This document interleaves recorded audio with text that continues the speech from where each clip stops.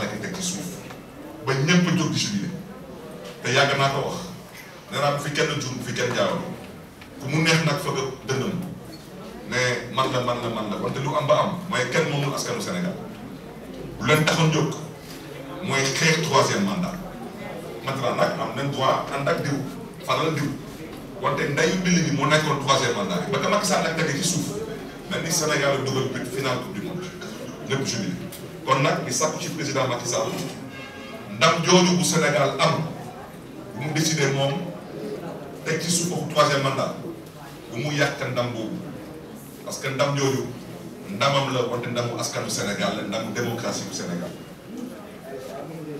di rappeler tamit que amul benn urgence du ci mbiru santé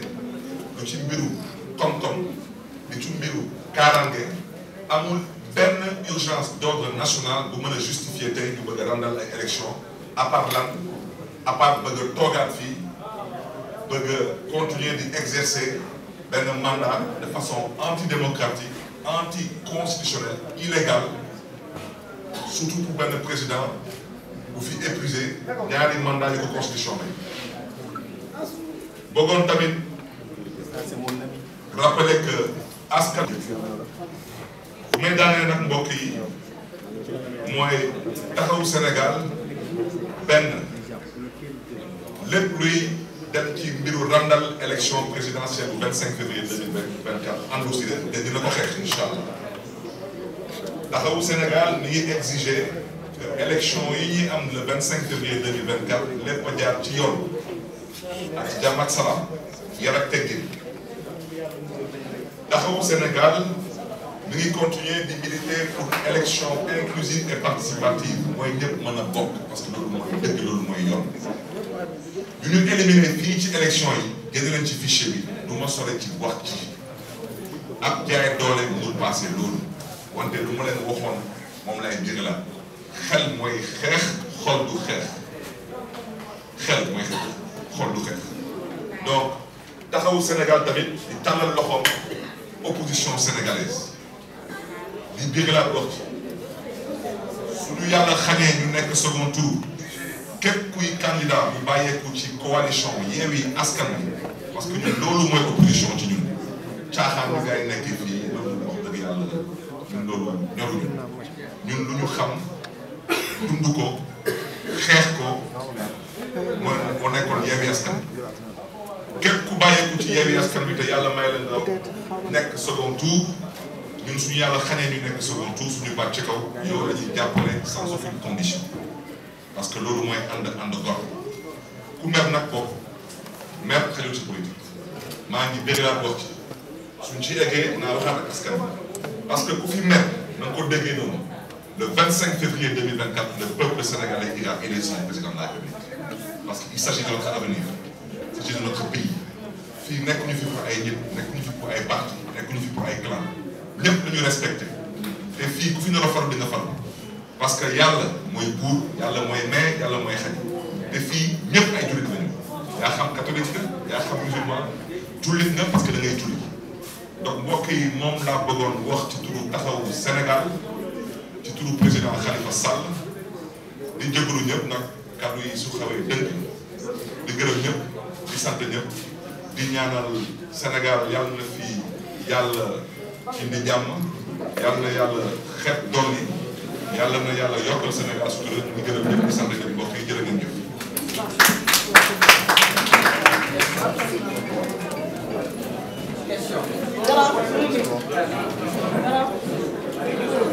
ñu ko même chose doon laajte ñu mu porté élection yi loolu ban kii nga ciy apporté deuxième question bi mooy il y a quelque temps le président Macky Sall dafa nommé ay nouveaux membres ci Sénat bi tey ban taxawaay la ci taxaw am ak lan ngeen di wax ci nomination bi. waaw ci première question bi que soit une opposition bu jógee ci opposition wala bu jógee ci camp bu pouvoir waaw mais fan ngeen teg constitution constitution mu ne mandat bi juróomi at waaw mandat bi jeex na naka la ñu mën a yokk mandat bi jeex loolu naka la mën a nekk beneen bi naka le président Macky Sall mu ne déjà signé le décret présidentiel pour convoquer le corps électoral pour le 25 février 2024 ñu nangu dem ak moom ci dialogue national nangu toog ak moom pour mën a dem ci élection yi jàmm ak salaam lu fa Macky Sall teguloon ci kaw taabal bi comme problématique tey ay ñoñam bëgg a jaaraat feneen bëgg a nelawal nit ñi wax na ne ay waxu des élections donc ku fi mën a préconiser yaa xam ci opposition nga bokk yaa xam ci nguur gi nga bokk loolu wax dëgg yàlla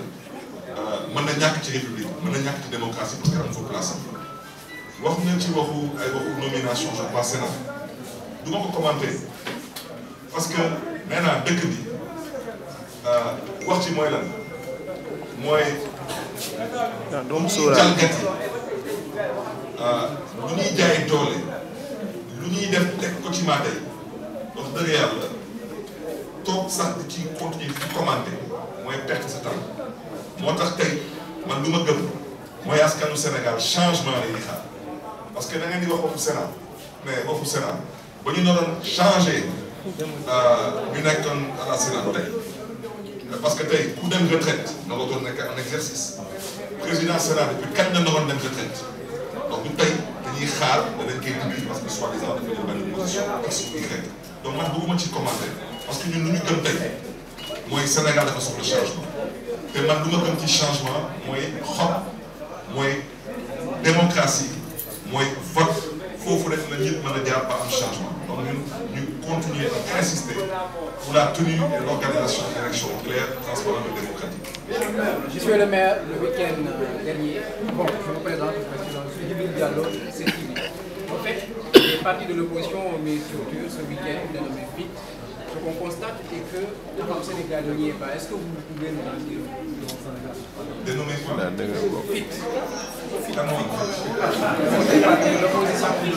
C'est la structure qui est dénommée comme ça. C'est un front de lutte contre les élections transparentes. Vous dites qu'il y a des partis de l'opposition qui ont créé une coalition qui s'appelle FIT. Oui. C'est vous qui m'en informez. Je crois que ceux qui ont pris sur eux la responsabilité de détruire le Yewwi Askan Wi pour des intérêts crypto-personnels, partisans et claniques, ils assument la responsabilité. Parce que tas nañ yaakaar bu mag a mag a mag fii yàlla am yàlla mooy buur ñàkk yàlla mooy buur kii day gëm yàlla te wóoru yàlla ñun te duñu kenn kaso ñun waa Taxawu Sénégal ñun génnuñu kenn ci fichier électoral bi ñun jaay ñu kenn doole te lépp lu gars yi dund tey waxoon nañ leen ko parce que dañ ko dund ba pare ñu waxoon leen kaay leen ñu xeexu xel mu am ñu ne dañuy jël seen xel tëj ko ci armoire dem xeex yi beneen xeex ah donc c'est tànn wante ñooñu ñu woo tey ci ay coalition dañ ci fekk si parce que ñun mën nañ bokk ci coalition ngir askan ngir xeex askan Khalifa Sall bokkuloon élection locale parce que nekkuloon ci fichier bi Khalifa Sall bokkuloon élection législative nekkuloon ci fichier bi wante il a battu campagne il a mis son argent kon nag tey su nit taxawee ne man coalition bi dama koy yàqet parce que bokkuma ci ah kooku le peuple sénégalais n'a qu'à juger mais ñun duñu dem ci benn mouvement de soutien suñu gars yi woy ci coalition pour xeexal askan bi ñu wuy si leen mais nag mu nekk gentleman agreement moo tax ñu ne leen Khalifa Sall bii xaaruma mu koy wax képp ku bàyyeeku laa wax ci Yewwi Askan Wi su la yàlla mayee nga dem second tour te ñun yàlla xaj na second tour yow la ñuy jàppale parce que démb ak bërki démb ak yeneen noonu wante ay mouvement de soutien pour jàppale ñu wala parce que ñu nekk ñu ci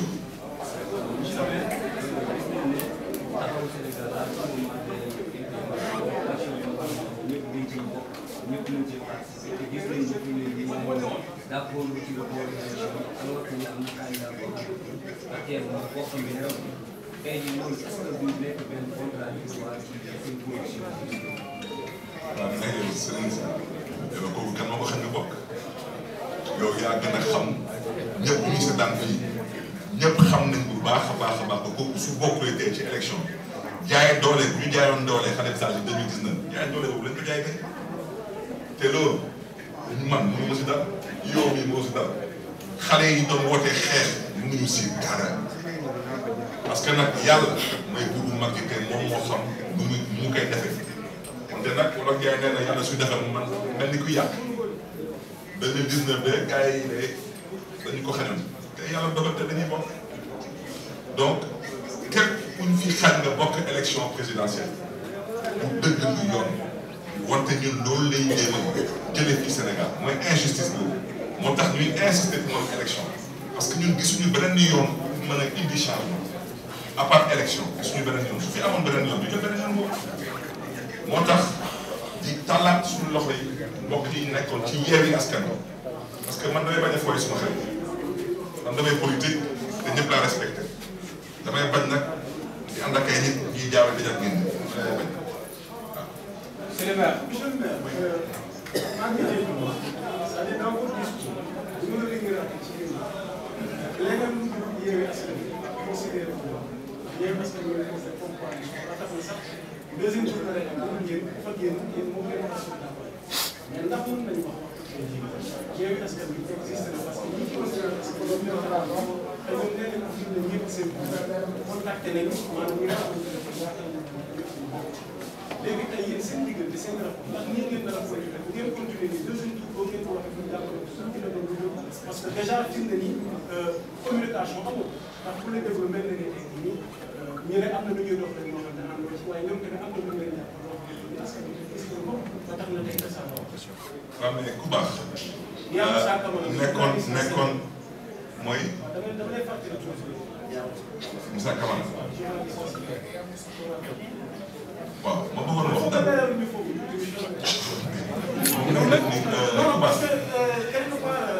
ngay posé question commentaire wala vraiment.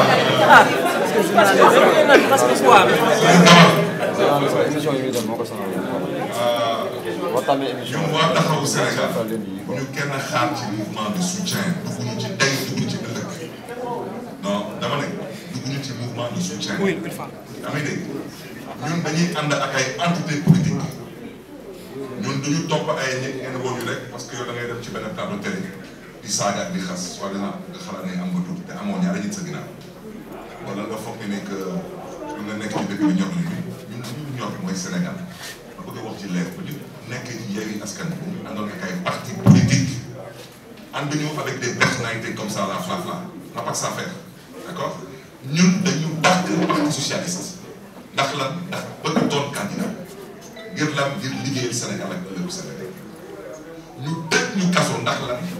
ndax bëggoon nekk candidat ñu xañ ñu képp ku fi juum wala ñuy fooy xelam foog ne ni que ambition boobu dañuy renoncer ci ambition boobu yaa ngi fooy sa xel dama ne Yewwi Askan Wi lan na ko tas du ñun non s'il vous plaît mënoo commenter nu may lii je parle à la population du ñun lu ñu waxoon Yewwi Askan Wi def nañ ko dañuy doon benn say dem élection locale def nañ ko wala defuñu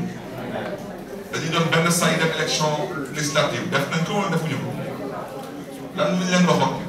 suñ ci génnee élection présidentielle ku nekk am nga sañ-sañ dem dàq sa wërsëg waxoon nañ ko wala waxuñu ko mos ngeen fi dégg ne nekkutul ndax ngeen ñu dégg ñu commenté ne nekkutul ñu jóg di def suñu mottali yéene ay ñun bëgg ñu dëkk la fu ñu dëkkul ñooñu leen yàlla may xolu muñ laa wax dama ne fii Sénégal fi nekk leen nekk am yàlla mooy buur ñàkk yàlla mooy buur te ñun falu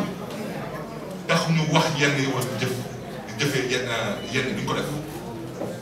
parce que tey ñu bëri ngeen bëgg a taxaw fii di bëgg a dëkkoo taxawu Sénégal fu mu dëkk waaw ànd ñu taxawoon mbir Yewwi Askan Wi lu tax yéen du ngeen ci wax journaliste lu tax du ngeen ko commenté comme ni ngeen di commenté di accélérer waa taxawu Sénégal je vous le dis avec un sourire mais parce que yéen fekkee ngeen dem ba kii dem Yewwi Askan Wi seen chef ñu ne à la kulli aar il faut que Khalifa Ababacar Sall bokk am na wala am ba ñu indi texte bi assemblée nationale ñooñu daal di jël texte bi attaqué ko pour lan Khalifa Sall bañ a bokk am na wala amul ba ñu demee ba amuñu ndam ci justice ñu ne dañuy ñëw ko voté ñooñu daal di jóg boycotté vote bi am na wala amul dama ne ku war mën a moom xam ngeen ku war mën man dama sori ci wax.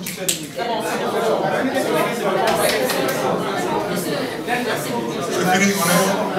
Merci à vous et bonne fin de soirée.